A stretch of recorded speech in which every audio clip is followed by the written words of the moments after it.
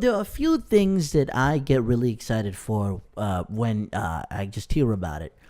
This is one of those things right here.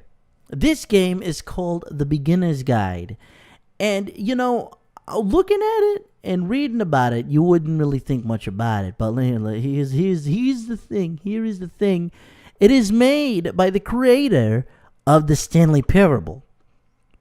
Now, if you've never heard of the Stanley Parable, what kind of rock have you lived under?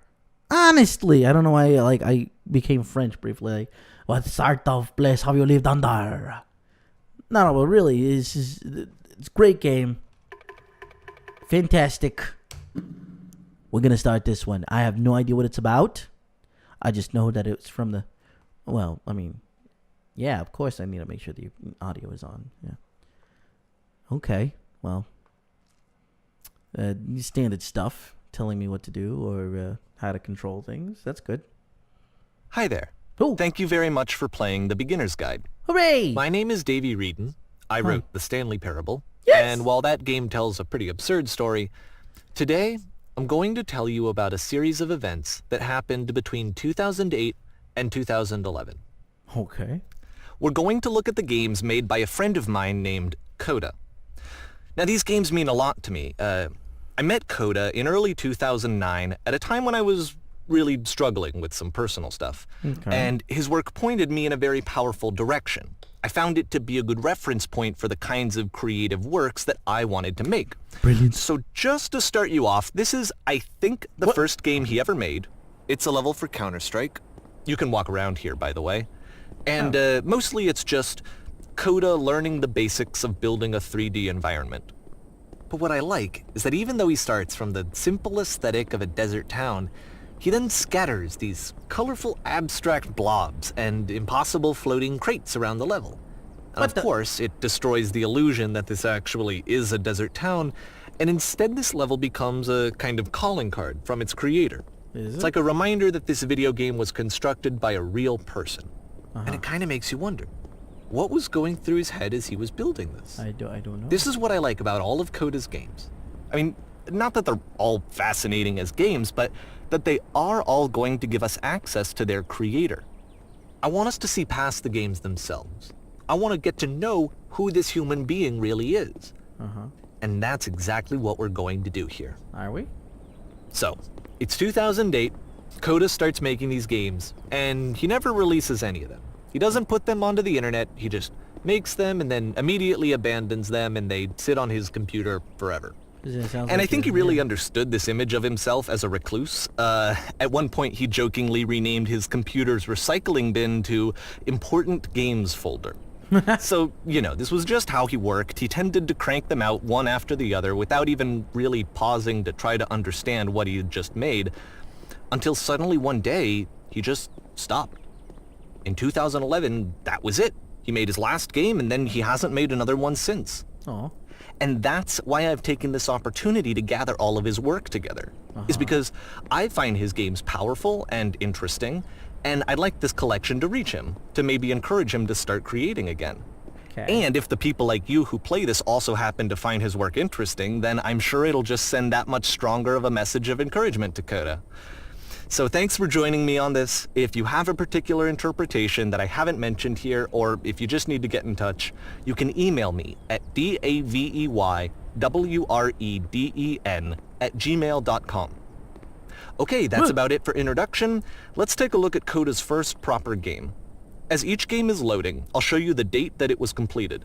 This first one was made in November 2008. Okay. Whoa! Right, so this is about a guy named Coda making stages in games. Whoa! Whisper machine active. Shift to structure imminent. Oh, this escalated rather quickly. This game is called Escape from Whisper, and it's one of the more generic games you'll see from Coda. Okay. I got guns. I'll go through the. Uh-oh. Alright. Gotta say, the level construction is really unique. I mean, like, the way it looks. Doo-wee. Doo-wee. Doo-wee. Security call breached. Hostile alien life form inbound. Uh-oh. It kind of looks like this game was abandoned mid-development. Yeah. For instance, you have this gun, which you'd think would indicate that there are supposed to be monsters or enemies somewhere. But then Yeah. clearly there are no enemies anywhere. You can't even reload the gun when you run out of bullets. But ultimately we don't really know. Maybe Coda thought that actually it was complete the way that it is. And I think that we should talk about his games for what they are, rather than for what they're not. Enemy force neutralized. Begin ship evacuation. I love how you can see the bottom of the universe from this room. Yeah, you can.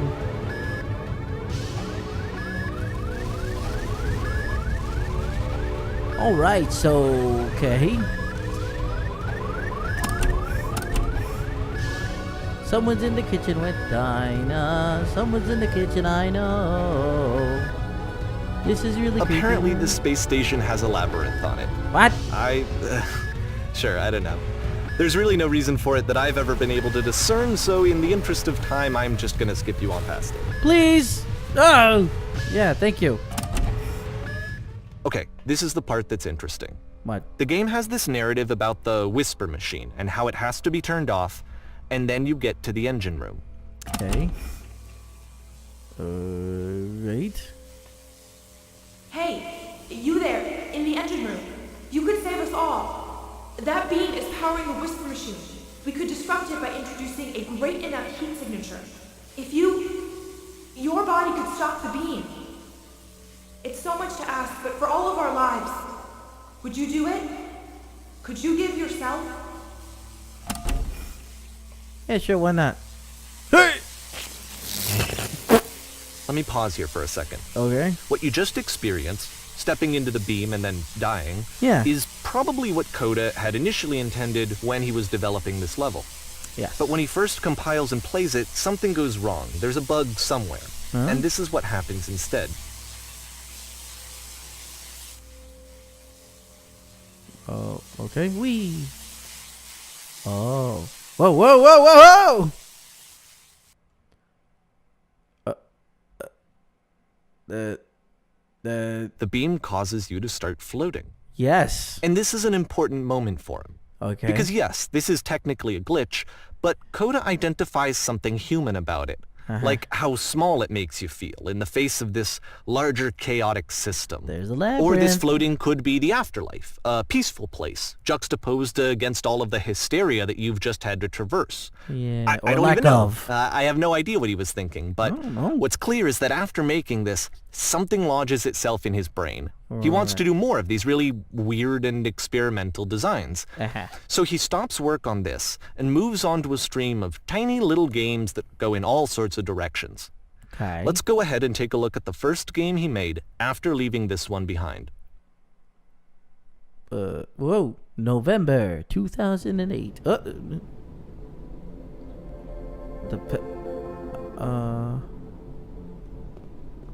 Yep, in this game you can only walk backwards. Really? Oh my god, he's right. Whoa. Okay, so I have to. Oh, jeez. Whoa. I have to be careful because there's a. Oh, I keep forgetting I can't go forward. Whoa. Whoa. Ah! So it's a short and relatively minimalist experiment combining motion and narrative. It is less advanced than the previous game, but actually it seems to be more focused, more complete. Coda's trying to give it a unique voice rather than simply basing it on a pre-existing trope. Oh. Why does the future keep changing? I could whoa, there's more. When she stops and looks, it becomes clearer. Okay, we're going up here. Alright, whoa, whoa, whoa. But if the future is always behind her, How will she find the strength? Ah! Whoa! Whoa! It's a short little thought, it says what it wants to say, and then it ends. Didn't need anything more than that. Which to me is why it works, because it gets out quick. Of course. Okay, next one.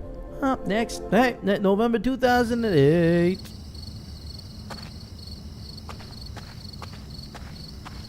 Okay, what's happening here? What the? You're now entering. What am I entering? And that's it. What? Okay, the meaning of this game won't be clear just yet. Please be patient with me for a few more games, and I promise you'll see what makes it interesting. Really? Because all I'm getting is confused over here. Oftentimes, Coda would put bizarre titles like this one at the start of his games. Ah! What? I wish I'd known him at the time that he was making these early games. He would really only talk to me about his work as he was making it. Once he stopped work on a game, that was it. It was dead to him. And I don't agree with that at all, but what are you gonna do? I don't know.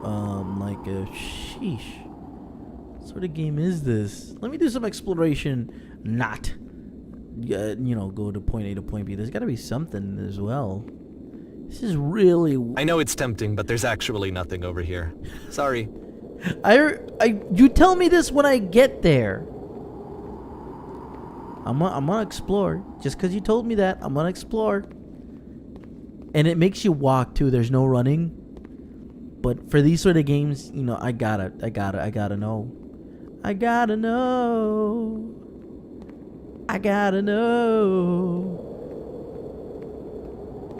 Oh wow, there really is nothing. Is it true there's... What's happening? What's going on? Why do I feel lightheaded? I mean, why does it look really lightheaded? That whole... Ooh, what was that? Freaked me out. It's probably because I was there already. I mean, I don't know. I'm scared. Okay, I guess we're going up. Going up.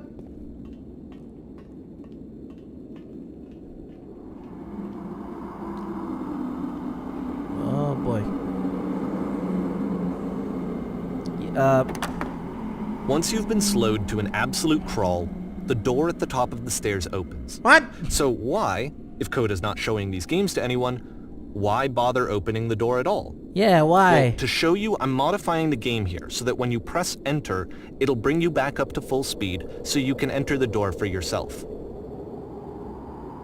No, I'm gonna keep crawling. Gonna keep crawling. Just gotta make it. Just gotta make it. Gotta make it. Gotta make it. This is mostly to blame due to the Stanley Parable. Because, it gives you choices to make. But I don't think this is that kind of game. I'm just going to press enter because I don't think this is going to make terrible footage.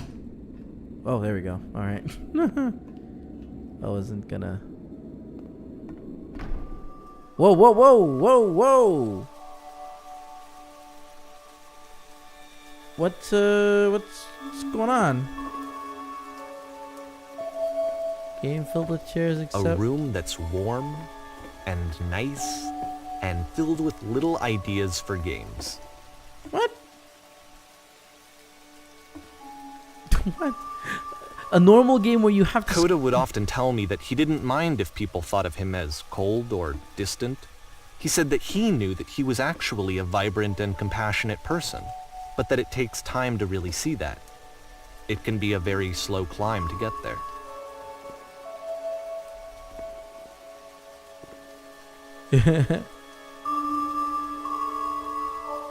Oh, I was pressing you to... Whoa! Okay.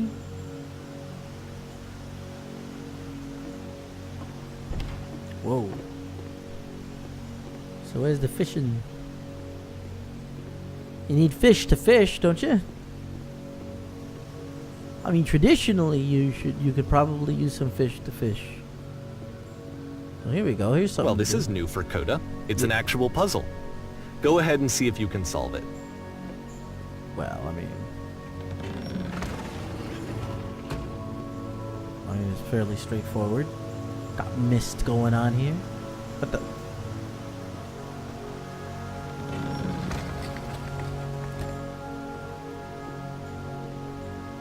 Oh, I trapped myself, didn't I? Oh, never mind. Don't forget that solution, because we're going to see this puzzle again soon. We're gonna see it a lot.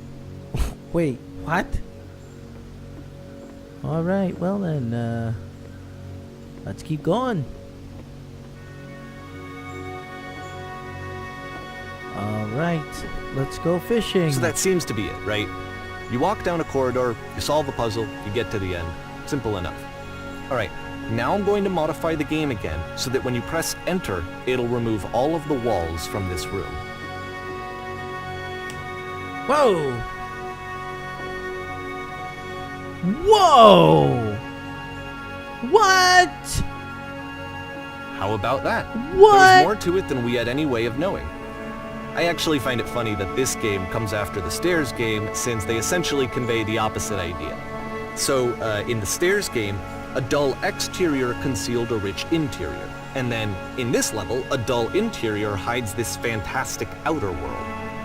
Either way, I think that the point is the same, is that most of the time you don't get to know what you're missing, or even that you're missing anything. That's not your role as a player. So if your role here is not to understand, then what is it? I got no clue, buddy. Well, I think this is a great time to stop. This is a fantastic game, I think. So far, this is less of a game and more of an experience, in all honesty. And you know, I'm all for it. Look at that. I'm on chapter 6, January 2009. Wow, baby. We're going to keep going. We're going to rock this. We're going to rock this time, rock it inside out. But yeah, we're playing the hell out of this one. Anyway, if you like my videos, please go ahead and subscribe to my channel, Jim5582. And as always, folks, if life has you down, throw it in a God mode and keep kicking butt. Good night, everybody.